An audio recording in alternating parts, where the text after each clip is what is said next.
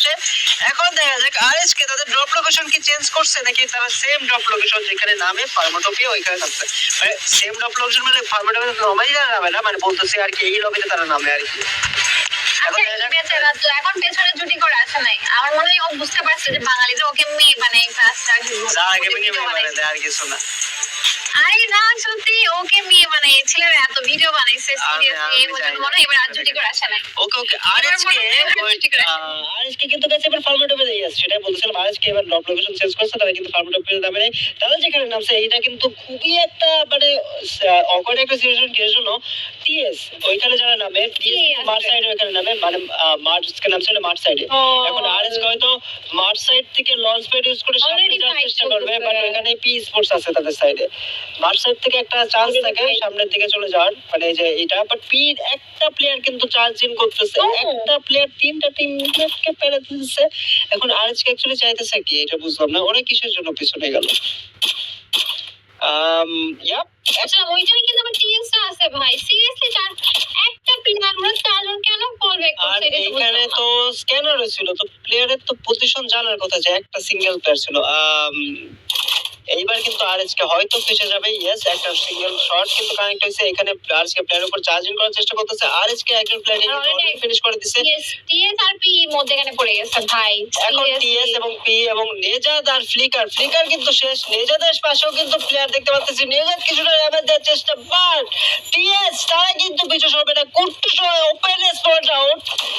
আমার মনে হয় এই ম্যাচেও টিম আরএসকে দুইটা মেবি প্লেয়ার আছে, আর আই থিংক সো সিচুয়েশন যদি থাকার কথা কুট্টুস আছে, আর আরেকটা প্লেয়ার কোথায়? কুট্টুস আমরা স্ক্রিনে দেখতেছি, লাস্ট প্লেয়ারটা অ্যাকচুয়ালি কোথায় আমরা বুঝতে পারতেছি না। কুট্টুসরা কিন্তু চার্জিং করতেছে, চেজ করতেছে।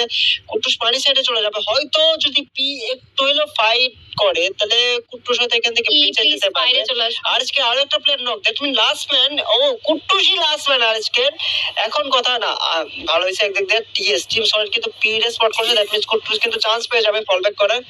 এখন কথা কুট্টুস কোনো মতে কি পারবে ওই দিক দিয়ে তার টিমের গুলোকে রিভাইভ দিয়ে? ওইখানে কিন্তু বেন্ডিং আছে, কিন্তু বেন্ডিংটা কিন্তু খুবই দূরে, ওইদিকটা হেডে যেতে হবে, বেন্ডিং এ যেতে হবে। আর বেন্ডিং এ মার্চ সাইডে যেখানে বেন্ডিংটা যাবে টেক স্কোয়ার অ্যাকচুয়ালি বেন্ডিংটা হবে আর কি। আর টেক স্কোয়ারে যদি না দিতে পারে তাহলে আরো আগে যেতে হবে, মানে ডিসিশন নিতে। এখন কথা হলো রিভাইভ কি দিতে পারবে? কুট্টুস ওপরে স্পটেড হয়ে বসে আছে, পি প্লেয়ারটা লঞ্চ প্যাড ইউজ করে উপরের দিকে চলে যাচ্ছে। কুট্টুস সামনে আসছে, কুট্টুস ও ভাই চার্জিং করতেছে গাড়ি নিয়ে। এইদিকে একটা ফাইট লেগে গেছে পির সাথে টিএস এর, তো মানে এদিকে চান্স পেয়ে যাবে হয়তো কুট্টুস। আমার মনে হয় কি চান্স পেয়ে যাবে কুট্টুস, কিন্তু লঞ্চ প্যাড ইউজ করে কোথায় যেতে হবে? কুট্টুসের সামনে না পড়লে এটার কথা। অল গেমার্সের সাথে জিও ডাবল একটা ফাইট দেখতে পাচ্ছি, অল গেমার্সের একজন নক, ডাবল স্ক্যানার জিও ডাবল ডিমনকে নক। হ্যান্ডস অ্যাকচুয়ালি হ্যান্ডসের এইচপি খুবই কম, শর্ট রেঞ্জে চলে যাবে তার টিমমেট গুলোকে রিভাইভ দেওয়ার জন্য। টিমমেটকে রিভাইভ ফরওয়ার্ড করেছে, আরেকের উপর চার্জিং করার চেষ্টা, আরেকটা প্লেয়ার হ্যান্ডসকে নক করেছে। Last man maybe Jio double, yes last man. এবং এরই সাথে আচ্ছা না না না আরো একটা প্লেয়ার দূরে আছে, আচ্ছা ওই প্লেয়ারটা দূরে ছিল। এবং কুট্টুস ও ভাই ভাই সবাইকে কিন্তু রিভাইভ দিছে ভাই, তিনজন দিছে ভাই। ভাই কুট্টুস কি বাঁচাটা বাঁচাইলো, আর এখানে বাঁচাটা ভাই ভাই কেন বাঁচাইলো টিমগুলো রে। হ্যাঁ এখানে বলি এখানে ছিল না টিএস ফাইট না, টিএস একটা পিরে স্পট করছে, স্পট করে ভাবছে হলো কুট্টুস হলো ওদের প্লেয়ার, এটা ভাবছে বুঝছো, এটা ভেবে ওরা চার্জিং করে নাই। এখন পি যদি না থাকতো চার্জিং করে কুট্টুসে দাও ওরে মারার জন্য আইগে ওইখানে গাইস কি দুইজনে শেষ, পি দুইজন শেষ, লাস্ট ওয়ান সামনে। আর পি বাঁচে দেবে, পের একটা প্রেস স্পিড আছে, তো আর যেটা করে দিতে পারবে। আর টোকেনও থাকার কথা দেখাচ্ছে, বাট এখানে টিএস কিন্তু অলরেডি ম্যাচের শুরুতে 5টা কিল সিকিউর করেছে। পি নোলানের দিকে যেতেছে, নোলান কিন্তু রিভাইভটা প্রোভাইড করে ফল ব্যাক করার চেষ্টা, বাট আই থিংক সো সে ফল ব্যাক করতে পারবে না। তারা কিন্তু অলরেডি স্পট করেছে, ক্যারেক্টার ডিসেবল ক্যারেক্টার ইউজ করা হয়েছে। নোলান কোনো মতে ফল ব্যাক করার চেষ্টা এখনো কিন্তু স্পট করতে পারে না। ওনার টিমগুলো এখনো বুঝে নাই যে নোলান আশেপাশে আছে, উপরে প্লেয়ারগুলোকে মারার চেষ্টা। আচ্ছা উপর থেকে যারা ল্যান্ডিং করছে ওদেরকে মারা ট্রাই করতেছে টিএস, আর এখানে যে প্লেয়ারটা রিভাইভ দিছে ও আবার কি এখানে অ্যাজিরাও কিন্তু থার্ড পার্টি, ওর ভাই এরা কিন্তু থার্ড পার্টি শিকার হচ্ছে। টিএস দের সাথে কিন্তু এখন অ্যাজিদের একটা ফাইট আমরা দেখতে পারবো, আর সেদের সুবিধা নেবে পিরা। এজি ভার্সেস টিএস কি মনে হচ্ছে এই ফাইটটাতে কারা অলরেডি কিন্তু এজির একটা প্লেয়ার ডাউন আর দাদা ম্যাডামের অনেক কিছু একটা মজার জিনিস কি কোয়েশ্চেন লাগে, ঠিক আছে, কি মনে হচ্ছে এটা, ঠিক আছে, এটা মেবি ওই যে গেম খেলতে খেলতে এই অবস্থা হয়ে গেছে, মানে কি মনে হয় তোমাদের, মানে একটা কোয়েশ্চেন থাকবে তার সামনে। যাই হোক, এখানে কিন্তু ফাইট লাগছে এজির সাথে টিএস এর, টিএস আর এজি এখন অল গেমার্স এর টিএস এর ফাইট এখন শর্ট রেঞ্জে দেখা যাক, শর্ট রেঞ্জে চালছে, short miss, but second shot চালছে করার চেষ্টা এবং এই সাথে কিন্তু নক করে দিছে, ফিনিশ করে দেওয়া হইতেছে। টিএস কিন্তু প্রথম দিকে 6-6টা কিল মেবি সিকিউর করছে টোটাল। এজির আরো একটা প্লেয়ার কিন্তু টিএস এর প্লেয়ারকে ট্র্যাপ ইন করার চেষ্টা, বেলটা ইউজ করা হয়েছে, টিএস এর ট্র্যাপ কিন্তু এখনই হিল করে ফেলছে, এফজিএল ইউজ করা হয়েছে, শর্ট রেঞ্জে চলে যাবে, পিছনে ফল ব্যাক করার চেষ্টা কিন্তু স্পট হয় নাই, ব্যারোসের এইচপি খুবই কম, এখন কি পারবো ওরেও নিয়ে নিতে, বাট একটা প্লেয়ার দুইটা প্লেয়ারে কেমনে ঘুরাইতেছে, কেমনে ঘুরাইতেছে একটা প্লেয়ার দুইটা প্লেয়ারকে। এখন ডিউ কিন্তু আছে, ট্র্যাপ এখনো স্পটেড, ডিউ এখন সাইড দিয়ে যাবে স্নাইপার নিয়ে, শর্ট রেঞ্জে এখন একটা শট এবং আরেকটা শট কানে শট লাগে, ও তিনটা শট করেছিল মেবি। ওই এজির একটা প্লেয়ার যে ওইখানে আছে ওইটাও বুঝে গেছে ওরা গেছে এখানে ফাইট করতে, আমার মনে হয় এখানেই ও এই সাথে টিম টিএ যারা আগের ম্যাচে বুইয়া দিছে তারা কিন্তু প্রথমে ওয়াইপ আউট গাইস। তো ইউটিউবে যারা দেখতেছো সবাই একটু করে লাইক করে দিও জন্য শিমে, ফেসবুকে যারা দেখতেছো সবাই একটু করে লাইক করে দিও জন্য শিমে, আর ফেসবুকে যারা দেখছো make sure to share the stream, ইউটিউবে যারা দেখছো if you didn't subscribe the channel make sure to subscribe the channel. এখানে টিম এজি এইবার কিন্তু 8-8টা কিল সিকিউর করে ফেলছে, আগের ম্যাচে যে বুইয়াটা নিতে পারে না, বুইয়াটা মিস করে ফেলছে, ওইটা জিতে দাঁড়াচ্ছে। বাট টিম আরএসকে ভার্সেস আর7 এর একটা ফাইট আমরা দেখতে পাচ্ছি। হ্যাঁ বলো। আর7 ভার্সেস আর3 কিন্তু আর7 রা কিন্তু এটা থেকে ব্যাক করার ট্রাই করতেছে, but blade no no no no উপরে মারা দরকার ভাই। এখানে আর7 টা কিন্তু 4টা প্লেয়ারই ফাউল ব্যাক করলো। এখন কথা হলো আমরা ব্লেডকে মেবি প্লেয়ারকে মানে লঞ্চ প্যাড ইউজ করতে দেখছি, এখন তারা কি চেঞ্জ ইন করবে নাকি সাইডে চলে যাবে, এটা হলো দেখা বিষয়। বাট বুলরাম ভার্সেস ইওয়ান এর একটা ফাইট আমরা দেখতে পাচ্ছি, বুলরামের একজন কিন্তু তারা হারাইছে, ইওয়ান এর প্লেয়ার গুলো ব্রাজিলিয়ান টিম কিন্তু এখন ওয়েট করতেছে, এখন তাদের কি যাবে, তারা কি ফাইট করবে নাকি হোল্ড করতেছে, না সাইডে কিন্তু আরেকটা ব্রাজিলিয়ান টিম খুব ওয়েট করতেছে। দ্যাট মিন্স এখানে ইওয়ান দের দুইটা দিকে সরি এখানে 4টা দিকে বুলরাম আর7 হ্যাভি লুকজো চারজন চারদিকে অলরেডি তার পজিশনে বসে আছে। আমার মনে হয় না এই ফাইটটা কোথাও কন্টিনিউ হবে, এখানে তারা জোন নিয়ে বসে থাকবে, জোন যতক্ষণ আছে তাহলে এখানে থাকবে। আই থিংক সো এই টিমে এই 4টা টিম না পুরো লাস্ট পর্যন্ত ফাইট করবে এখানে, মানে জোনটা প্রেডিক্ট করে এসে বসে আছে। এখন টিম আরএসকে অ্যাকচুয়ালি কোথায়, আরএসকে কিন্তু আবারও জিওডব্লিউর সামনে পড়বে, আরএসকে উচিত জোনটা প্রেডিক্ট করে একটা বিল্ডিং একটা কম্পাউন্ড ক্যাপচার করে রাখা, এটা তাদের হয়তো ফিউচারের জন্য কাজে দিবে, কেননা জোন যদি ছোট হয় প্রত্যেকটা প্লেয়ার যদি পজিশন নিয়ে রাখে তখন কিন্তু আরেকটার জন্য বিপদ হয়ে যাবে। এখনো কয়েকটা কম্পাউন্ড দেখতেছি, কম্পাউন্ড দেখছি আমরা ফাঁকা।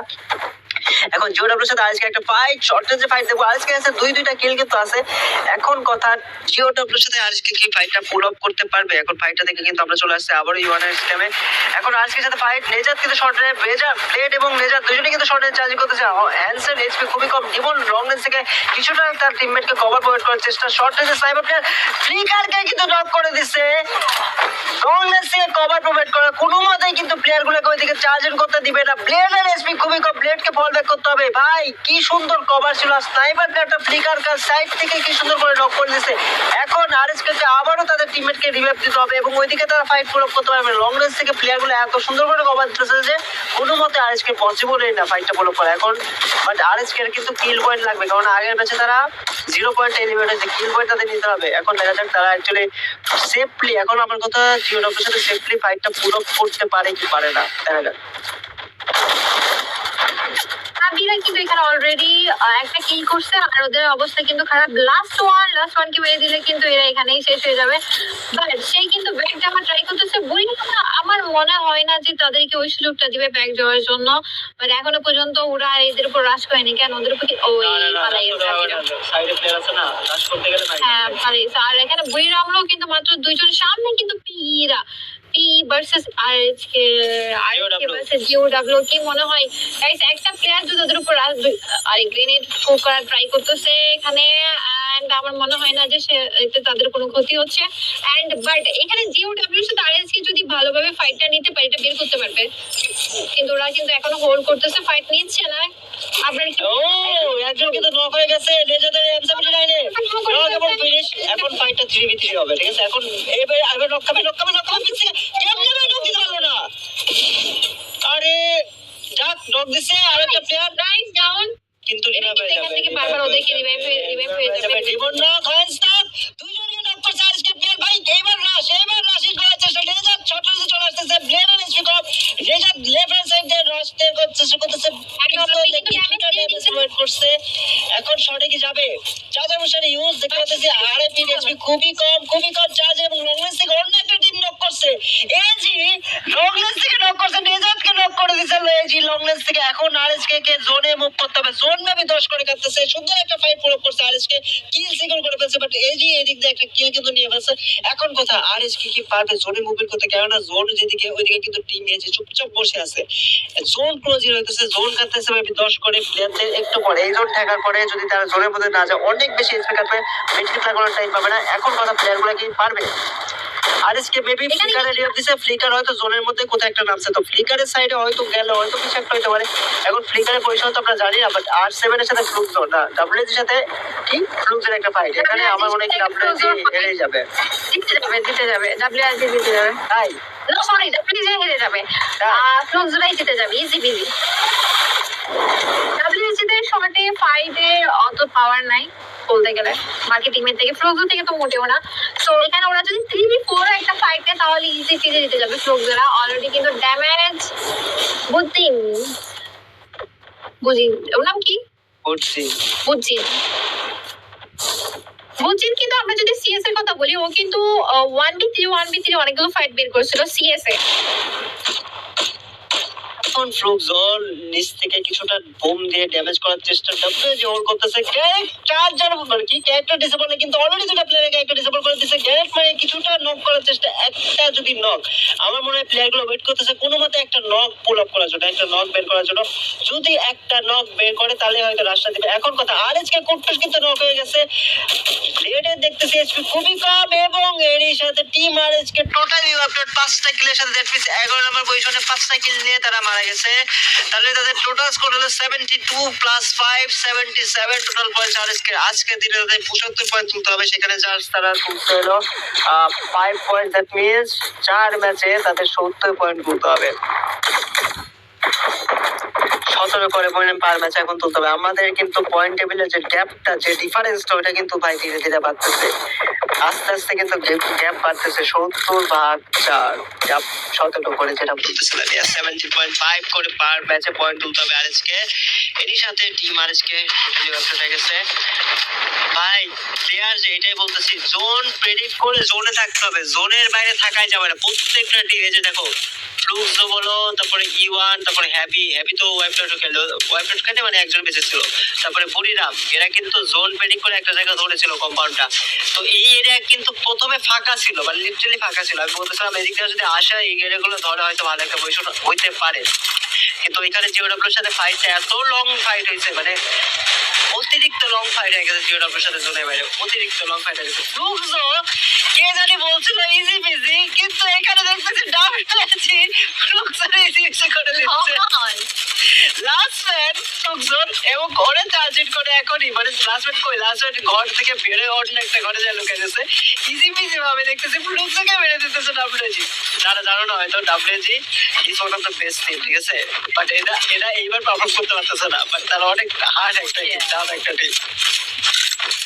তো যাই হোক, মাঝে মধ্যে কথাটা একটু ভুল হলে ভালো হয়, ঠিক আছে। তো যাই হোক, এখানে R7 কিন্তু চার্জিং করবে এখন।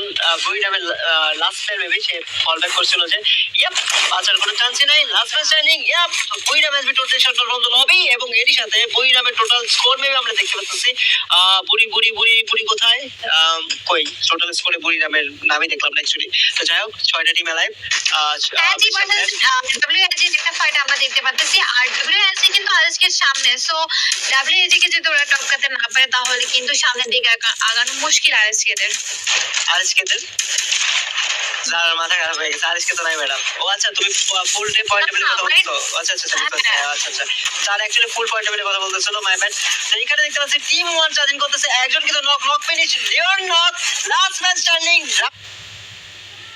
দিতে যে নিজেরাই যেন বিপদে পড়ে গেল, M79 ছিল ফ্যালকনের হাতে ভাই। ইওয়ান বুঝে নিয়ে যে ফ্যালকনের প্লেয়ারগুলো এতটা মানে ডেডলি একটা ফাইট তাদের সাথে বের করবে। R7 আবারও কিন্তু এই ম্যাচে লাস্ট পর্যন্ত সার্ভ করতেছে, বাট ফ্যালকন এই ম্যাচে কিন্তু লাস্ট পর্যন্ত সার্ভাইভ করতেছে টিম এজি। আবারও লাস্ট বার কিন্তু থার্ড হয়েছিল টিম এজি, এইবার কিন্তু তারা বুয়াটা চায় তাদের জন্য। ফ্লুকজন লাস্ট ম্যান স্ট্যান্ডিং ঘরের মধ্যে চুপচাপ বসে আছে। ডাব্লিউজি আছে, ডাব্লিউজি কিন্তু ফ্লুকজের সাথে ফাইটটা ফাইট করছে। দ্যাট মিন্স এই ম্যাচে ডাব্লিউজির কাছে চান্স থাকতে পারে, বাট এজির যে মানে পজিশনটা এখন টিম এজি হয়তো মনস্টার নিয়ে একটা রোটেট যদি করতে পারে, that will be the best decision. এর জন্য R7 যেদিকে আছে টিম এজি জাস্ট গাইডা নিয়ে যদি জোনটার দিকে রোটেট জোনের দিকে চলে যাবে হয়তো গাইডা নিয়ে বাট ডাব্লিউজি পিস থেকে করতেছে। টিম এজি এখন জোনের দিকে রোটেট দিবে, পাথরের নিচে হয়তো কভার নেবে। ডেলার এসপি খুবই কম, শর্টে গ্যারেন্ট এখন খুব আমরা দেখতে পারবো। এই যে শর্ট রেঞ্জে চলে যেতেছে, তাদের গ্যারেন্টের যে স্কিল গুলো আছে এগুলো ইউজ করে R7 কে বাধ্য করতেছে পিছনে ফল ব্যাক করতে।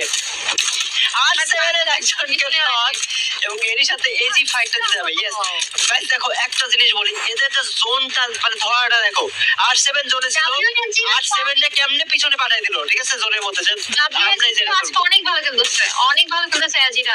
ওরা কিন্তু যে টিমের সাথে ফাইট দিচ্ছে ওই টিমটা ফাইট বের করতেছে যে করে হোক। এখন স্টিল ওরা লাইভ আছে। আর এখানে খেয়াল করে ফ্যালকন পেছন থেকে দুই সাইডে সাইডে সাইডে অ্যাকচুয়ালি মানে এই সাইড থেকে মার খাবে, ওই সাইড থেকে মার খাবে। এই জিও মারবে ওদের, আবার ইও মারবে। বাট R7 এর একজন কিন্তু মনস্টার থেকে নক, আর একটা প্লেয়ার জোনের বাইরে কিন্তু ড্যামেজ খেয়ে গেছে। জোনের মধ্যে যাওয়ার চেষ্টা, এই প্লেয়ারকে কি কতক্ষণ বাঁচতে দিবে ডাব্লিউ এজি টিমটা? অল গেমার্স গ্লোবাল, এটাই হলো আমার প্রশ্ন। চুপচাপ হিল করার চেষ্টা, বাট জোন আছে, মশাটা একটা ফুটলে হয়তো একটু ড্যামেজটা খাবে। বাট ফ্যালকন ওই দিক দিয়ে ডাব্লিউজির উপর চার্জিং করতেছে, R7 এর দিক থেকে ফ্যালকনের দিকে চার্জিং করতেছে।